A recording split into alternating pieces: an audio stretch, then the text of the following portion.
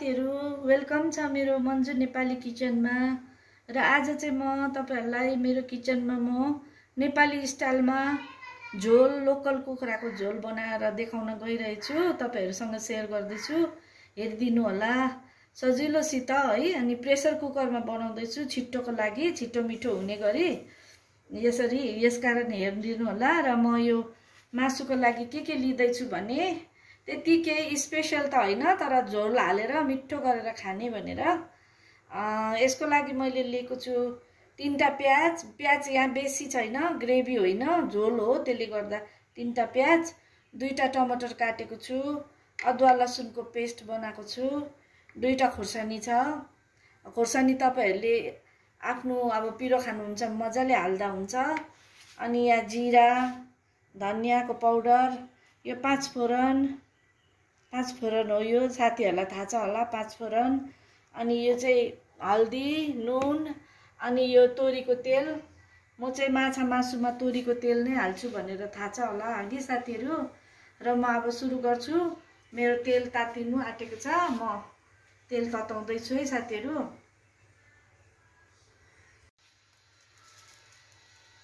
साथीहरु मैले यहाँ हेर्नुस् यी 5 फोरन लिएको छु यति। यसलाई म यसरी माडेर यो 5 फोरन हाल्दै छु।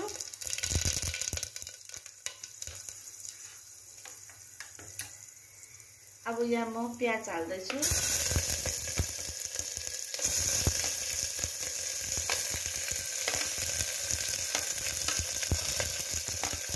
यसमा मैले 2टा खुर्सानी पनि लगाइदिएँ साथीहरु।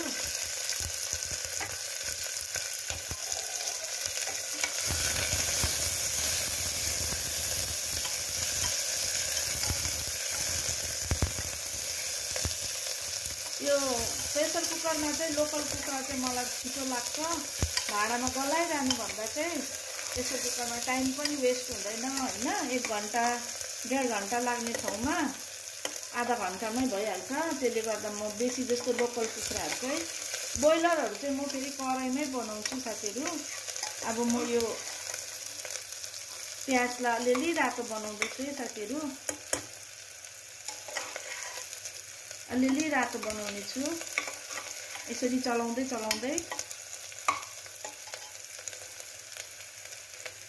साथीहरुलाई लोकल कुखुराको झोल कोकोलाई मन पर्छ यसो कमेन्ट गर्नु होला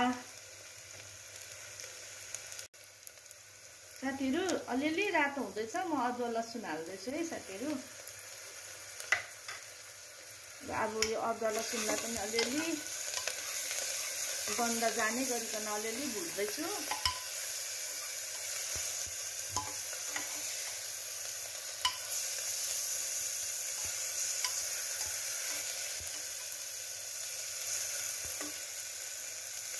अब म यहाँ प्याज हाल्दै छु साथीहरु।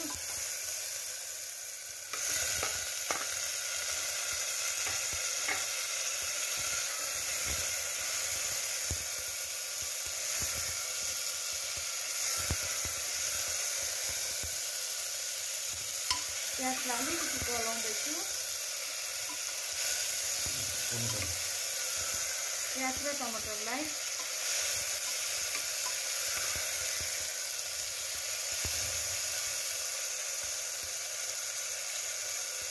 अब म मसला हाल्दै छु। यो अलिअलि हेर्नु टमाटर मजाले गल्दैछ अघि, अलिअलि गल्दैछ प्याज र टमाटर।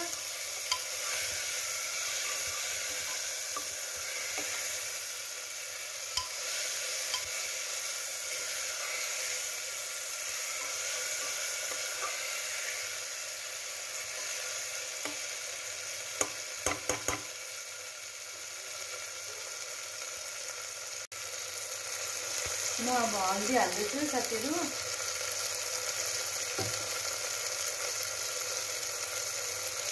जिरा हाल्दैछु, जिरा पाउडर, धनिया पाउडर हाल्दैछु। यसलाई एकछिन भुट्दैछु साथीहरु।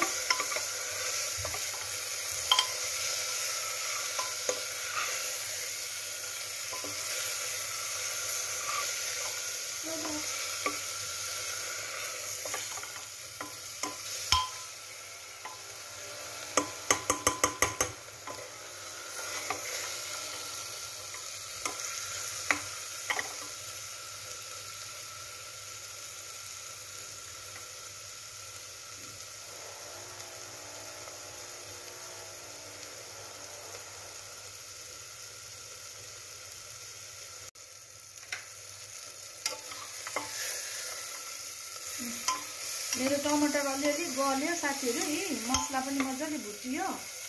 अब म मासु हाल्दैछु साथीहरू।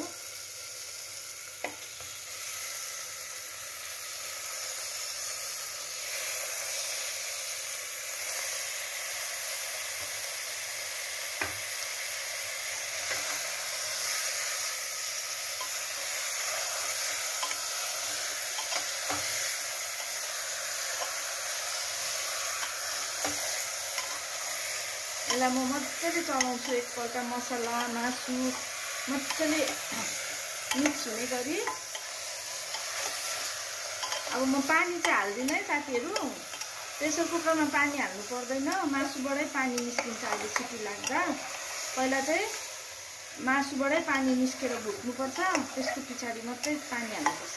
अहिले चाहिँ पानी हाल्नु हुँदैन है साथीहरू।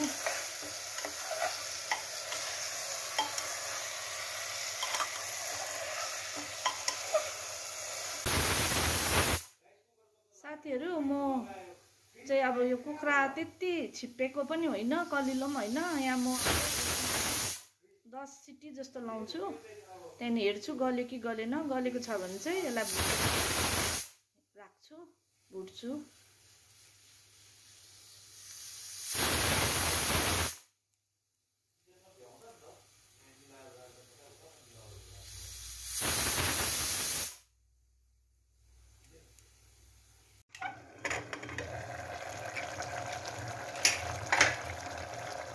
साथीहरू मैले 15 सिटी लगाएँ, सायद गल्यो होला। अनि यो पानी चाहिँ साथीहरू आफै आएको है, आफै निस्केको मासुबाट। मैले चाहिँ पानी हालेको थिइनँ, पानी हाल्नु हुँदैन। मासुबाटै मजाले पानी निस्केर आफै सिटी लाग्छ, गल्छ। अघि थाहा छ होला साथीहरूलाई त भन्नु पर्दैन। अब म यो पानी सुकाउँछु, एकखेप मजाले भुट्नु पर्यो ग्रेभीको लागि भनेर। र म अब यहाँनिर अदुवा लसुन हाल्दैछु साथीहरू।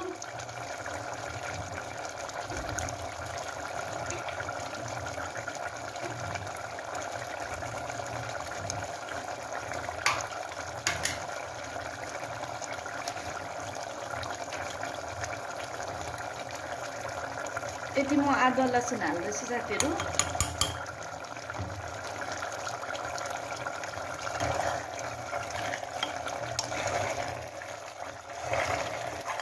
हेर्नुहोस् प्याज पनि गलेर यस्तो मजाले भयो, ग्रेभी हुन्छ। अब यो यसलाई अब मजाले पानी सुकाउनु पर्छ, सुकुन्जेल मासु पनि ठिक्कैले पाक्ने रहेछ।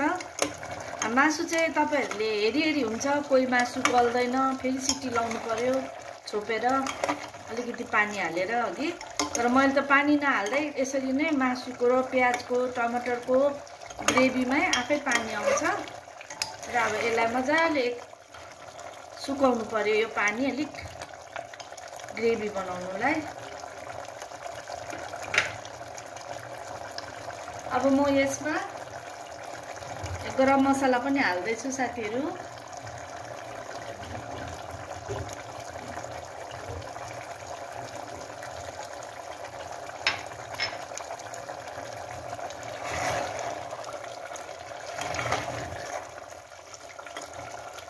अलिक पानी सुकेपछि साथीहरुसँग फेरि भेट्ने छु ल साथीहरु।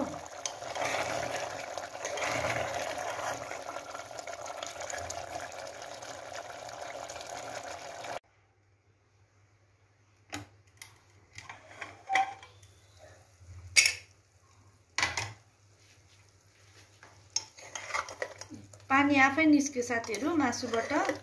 अनि प्याज टमाटरहरु मजाले गल्दै रहेछ।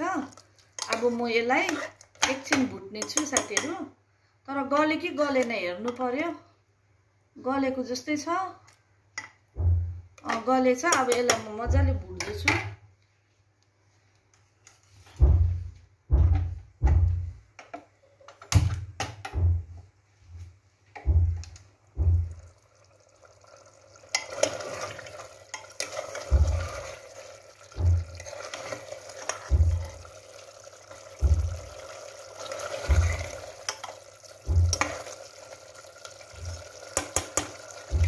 यसको पानी अलिअलि सुकाउँछु पहिला एकखेप चाहिँ साथीहरु।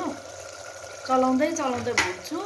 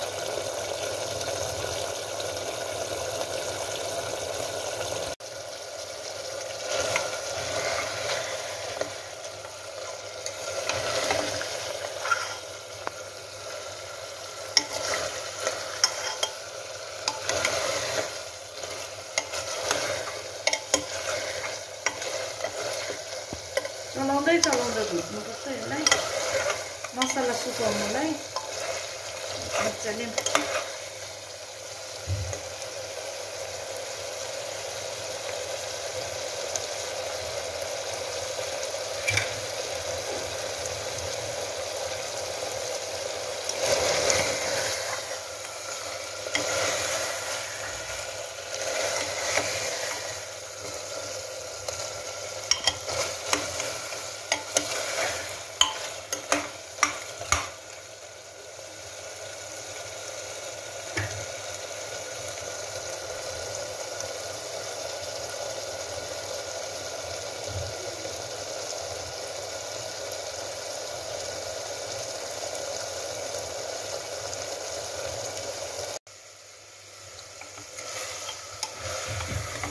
साथीहरु मजाले भुट्यो।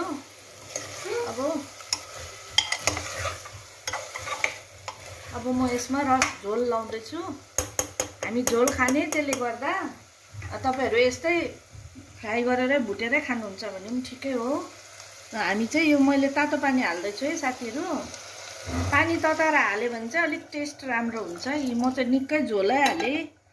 अब नुन पनि हेर्नु पर्यो कि अघि मैले ठिकैको हालेको थिएँ। झोल हालेर त अलिक नुन हुन्छ। ल अब यसलाई एकखेप भुलुक्क उमाल्यो भने चाहिँ रेडी हुन्छ साथीहरु। तपाईहरुलाई मेरो भिडियो कस्तो लाग्दैछ कमेन्टमा भन्दै गर्नु होला। तपाईहरुले पनि यसरी झोल खानुहुन्छ होला। नेपाली स्टाइलको झोल हो यो चाहिँ। अब यसलाई मजाले बुकबुक उम्लिनु पर्छ यो मासु।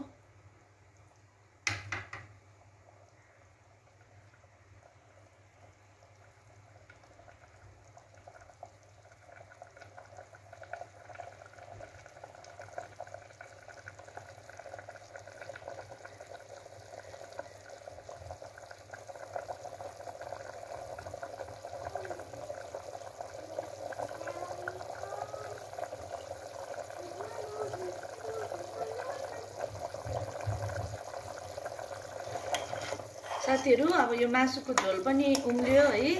अब मेरो मासु पाकेर पनि रेडी भयो। झोलको कुखुराको मासुमा 5 फोरन पड्काको नेपाली स्टाइलमा। तपाईहरुलाई कस्तो लाग्यो साथीहरु? मन पर्यो भने लाइक गर्नु होला, कमेन्ट पनि गर्नु होला।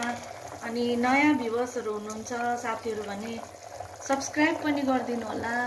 अहिलेसम्म हेर्नु भयो होला। धेरै धेरै धन्यवाद। Thank you.